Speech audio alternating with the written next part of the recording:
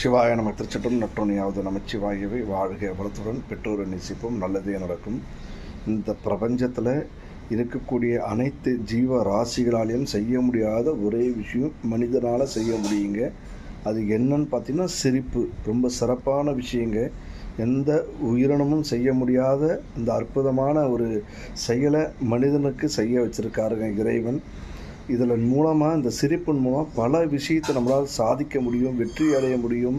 பல துன்பங்கள், காயங்கள், வலிகள் இது எல்லாமே எதிர்கொள்ள முடியும். பல துரோகத்தையும் இந்த சிரிப்பு மூலமாக எதிர்கொள்ள முடியும்.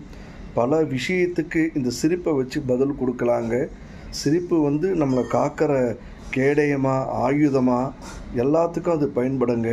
இதை எங்கே எப்படி பிரயோகப்படுத்தணும், எப்படி அதை யூஸ் பண்ணணும், பயன்படுத்தணும்னு தெரிஞ்சு நம்ம அதை பயன்படுத்தும் போது நமக்கு ஒரு கேடயமாக இருந்து நம்மளை அதை காப்பாற்றுங்க.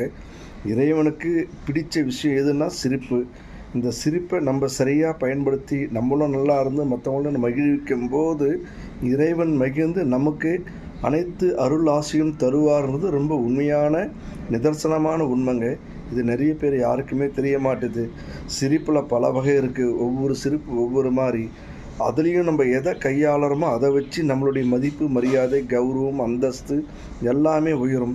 அதை தவறான சிரிப்பை நம்ம பயன்படுத்தும் போது நம்ம கீழே போயிடும், தலை குனிகிற மாதிரி வந்துடும். அந்த சிரிப்பை சரியாக நம்ம பயன்படுத்தி சரியானதை தேர்ந்தெடுத்து நம்ம சிறப்பாக செய்யும்போது நம்மளுடைய மதிப்பு, மரியாதை உயரும்.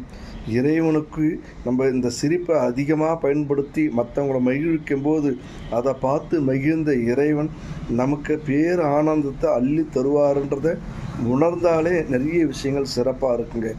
சிரிப்பை சரியாக பயன்படுத்துவோம், நம்மளும் சிறப்பாக இருப்போம், மகிழ்த்து மகிழ்வோம். உன்னை போல் பிறரையும் நேசி அப்படின்வாங்க.